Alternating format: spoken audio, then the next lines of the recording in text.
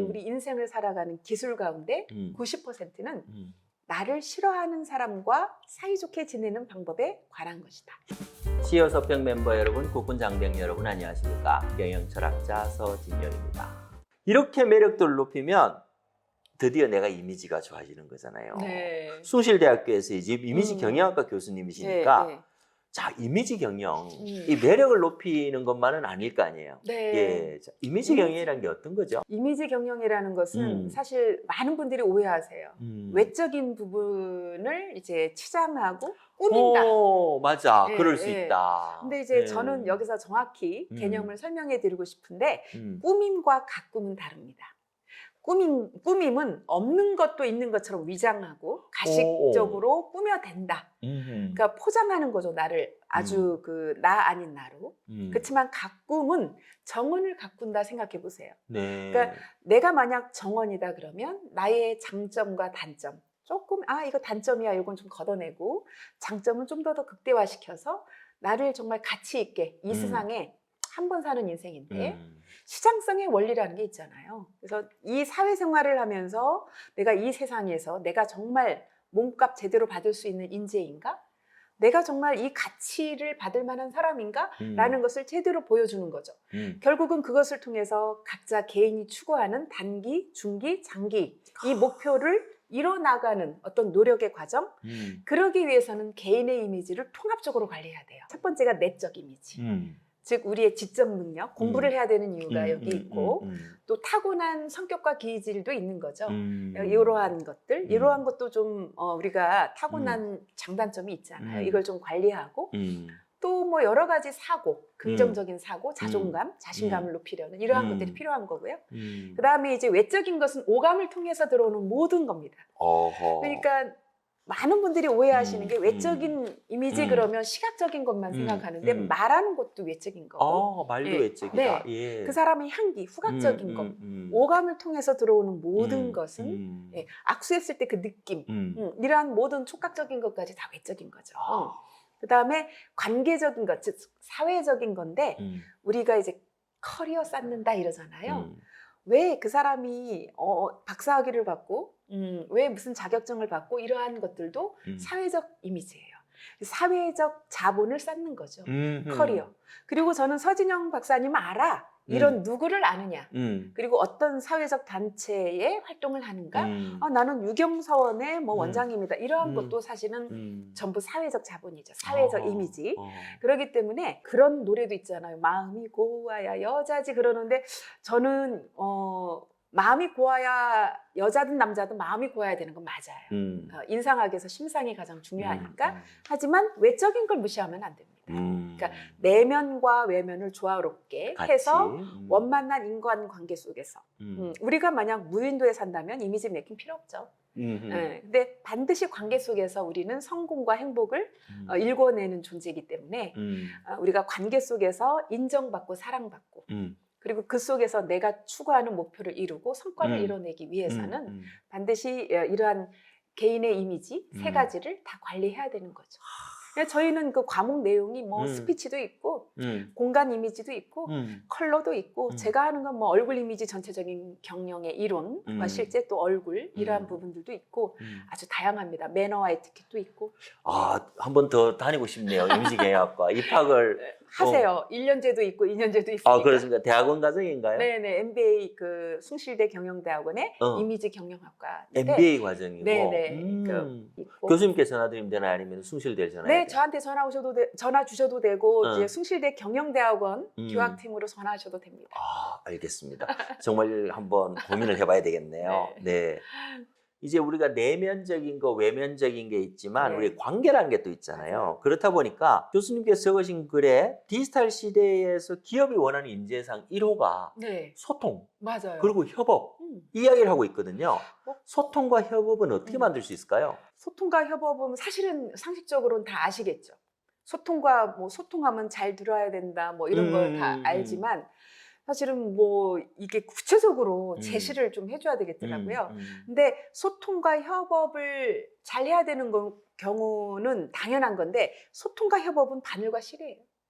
같은 거다? 그쵸? 어찌 보면은 요즘에 그 협업이 중요해진 이유가 실제 마이클 포터 교수가 2017년에 이제 경영 전략은 협업에 달려 있다. 협업이 중요하다. 이제는 서로 이제 커넥팅하고 콜라보하는 그런 시대가 됐잖아요. 그러다 보니까 이제 더 서로 다른 부서끼리 일을 하고 서로 다른 회사끼리 일을 하고 이렇게 하는 시대다 보니까 첫 번째는 아무래도 관계적인 문제죠. 관계. 예. 그러다 보니까 소통은 너무나 당연하게 이제 와야 되는 그런 상황이고, 그러면 결국은 저도 조직 문화, 뭐 협업 문화에 대해서 강의 요청이 있을 때 결국은 같은 목표를 명확히 공유하는 거.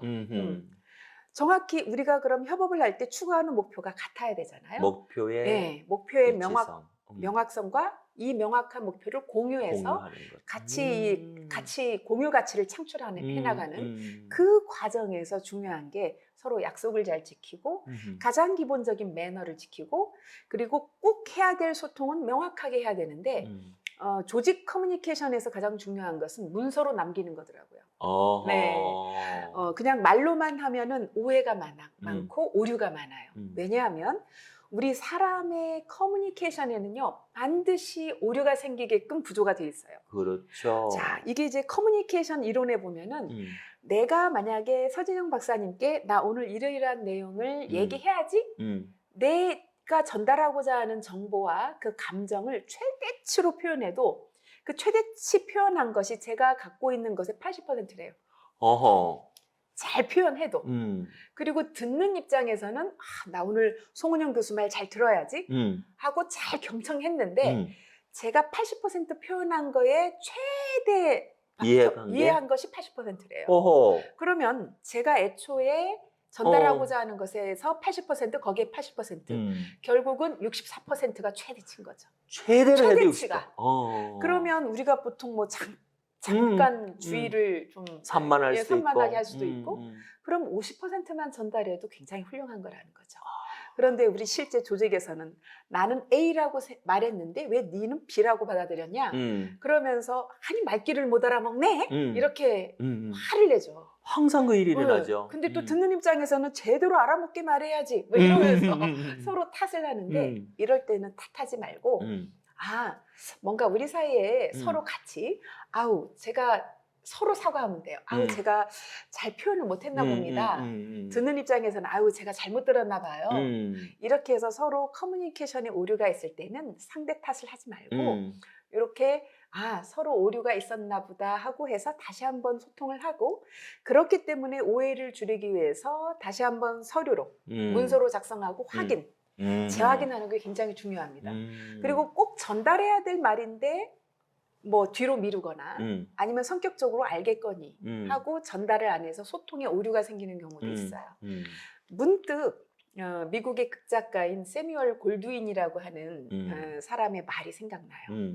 그 사람이 정말 의미심장한 말을 했는데, 우리가 세상을 살아가는, 우리 인생을 살아가는 기술 가운데 90%는 나를 싫어하는 사람과 사이좋게 지내는 방법에 관한 것이다. 맞아요. 근데 우리가 협업을 하고 직장 동료 다 좋겠어요? 결국은 직장 생활도, 우리는 직장이라고 하는 곳은 일하는 곳이에요. 인간관계가 중요하지만 인간관계 때문에 내가 일을 못하면 안 되겠죠. 우선 일을 잘해야 되고 성과를 내야 되고, 그렇기 때문에 이 협업을 하거나 직장 동료와 같이 근무를 할 때는 일단 밉든 안 밉든 감정을 좀 더 컨트롤하면서 내가 해야 될 소통을 해야 되고 표현을 하고, 그 다음에 그러기 위해서는 가장 기본적인 매너를 지키는 것이 그러한 동료들과 잘 지낼 수 있는 방법이라는 거죠. 그래서 소통과 협업에서 가장 중요한 건 기본 매너와 기본적인 소통은 꼭 하고, 이왕이면 문서화해서 재확인을 해서 오류를 줄이는 것이 굉장히 중요하고, 또 약속을 좀 잘 지키고 또 서로 솔직한 피드백을 하면서 맞춰나가는 게 굉장히 중요합니다. 잘 못 지내는 90%하고 잘 지내는 거다. 예. 정말 핵심인데요. 이게 우리가 오류가 일어나는 것 중에 이런 게 있는 것 같아요. 사실 거절하기가 굉장히 힘들잖아요. 이 힘들죠. 그거 어떻게 해야 돼요? 저 조금 착하거든요. 예. 저가 사실은 인정. 예. 거절하기 힘든 사람이었어요. 근데 몇 년 전부터는 제가 조금 거절을 합니다. 생존 전략이죠, 저도.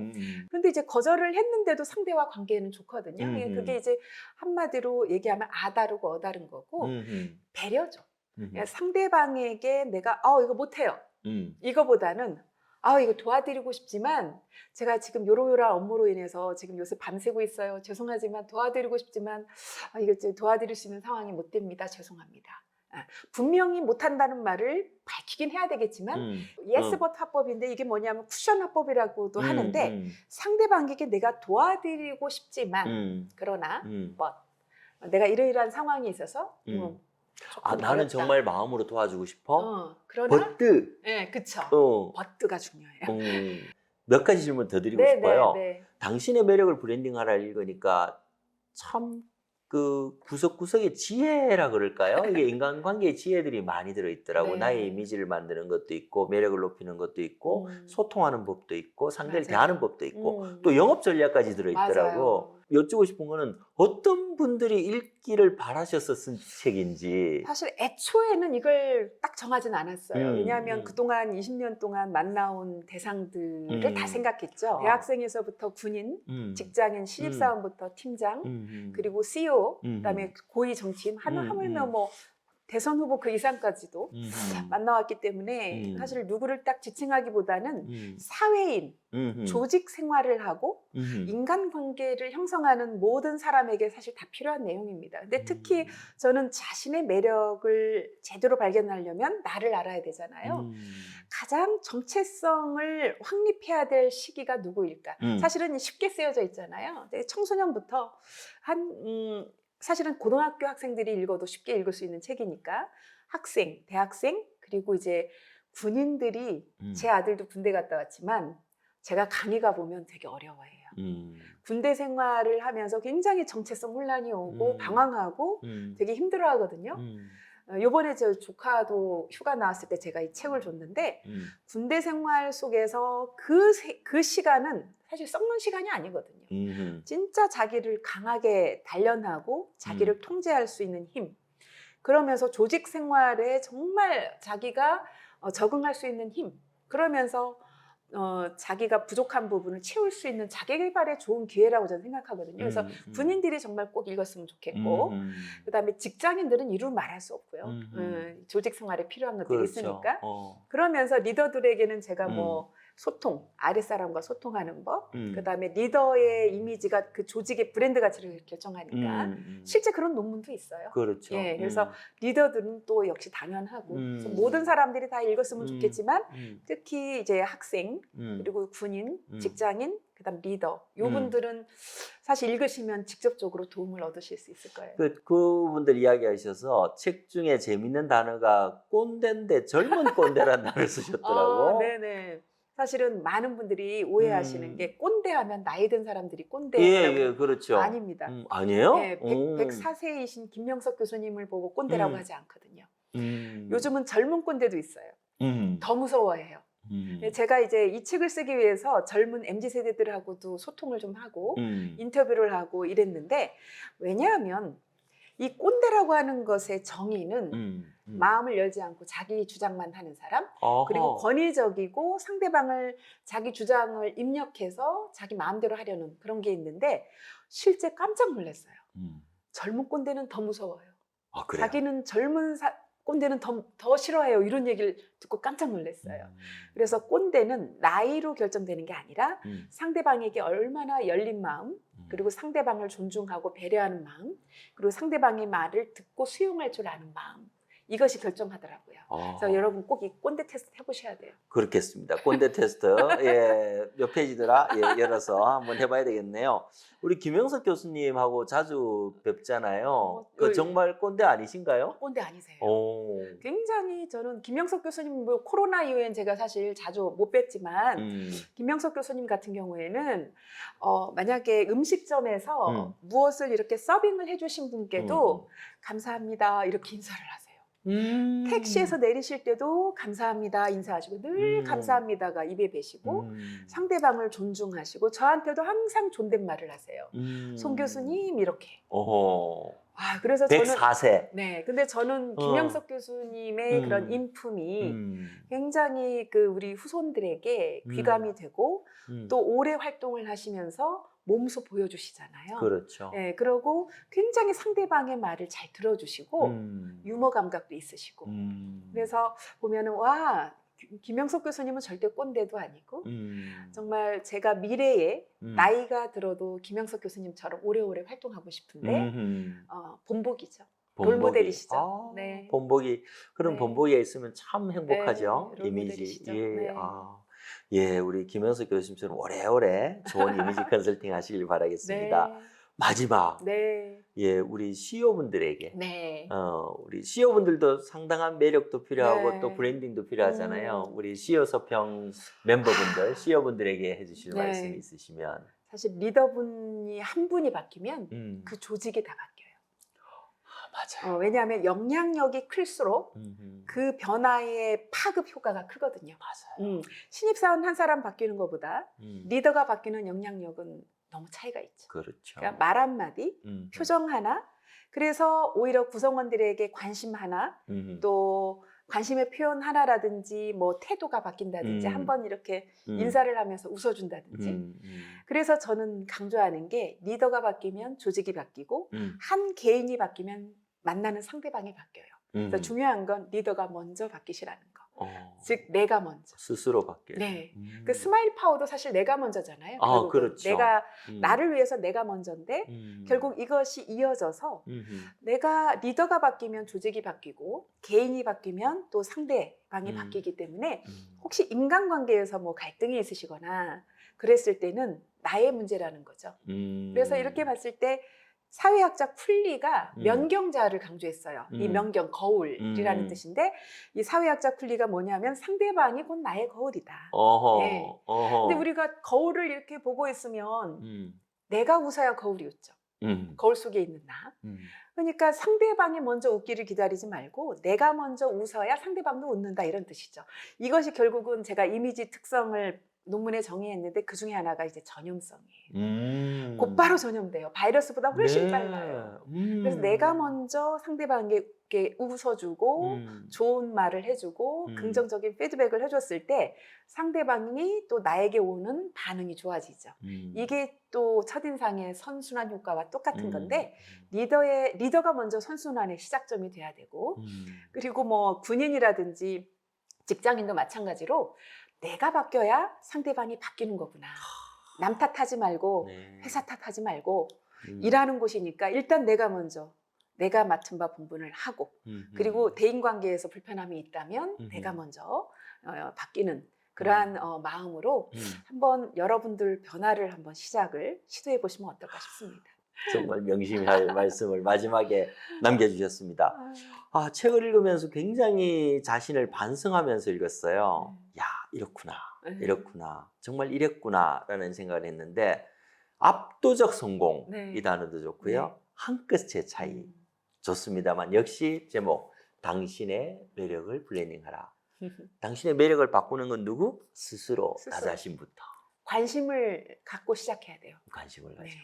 예. 나를 제대로 알아야죠. 오늘 정말 너무너무 행복한 인터뷰였던 것 같아요. 아유, 감사합니다. 항상 웃으시면서 이렇게 또 진짜 좋은 매력을 발산해 주시니까 또 이 카메라를 통해서 또 방송을 통해서 이렇게 다 전달되지 않을까라고 생각하고요. 그 살아오신 모습이 이렇게 얼굴에 있으시니까 그것도 역시 맞아요. 얼굴은 영혼의 통로인데 한 가지 더 말씀드리고 싶은 게 있는데 갑자기 그 말씀하셔서 얼굴은 전염됩니다. 리더의 얼굴 인상이 바뀌면 조직이 환해지거든요. 제 친정어머니가 별명이 방실이에요. 예. 그래서 저 보고 뭐 억지로 웃는 게 아니라 저는 늘 웃으시는 긍정적인 어머니가 계셔서 제가 얼굴 박사가 될 수 있었고 남들 앞에서 얼굴 강의를 자신감 있게 할 수 있는 게 아닐까 하는 생각이 들거든요. 그래서 리더의 인상 그리고 가정에서는 부모님이 밝은 인상을 갖는 게 굉장히 중요하죠. 기억하겠습니다. 오늘 당신의 매력을 블렌딩하라. 우리 참 재밌는 책이고 좋은 책이었습니다. 우리 송원영 교수님 모시고 즐거운 시간 가졌습니다. 초대해 주셔서 좋으셨죠? 감사합니다. 저는 정말 오늘 인터뷰하면서도 정말 행복하게 인터뷰를 했습니다. 아유, 다음 책은 언제 나오나요?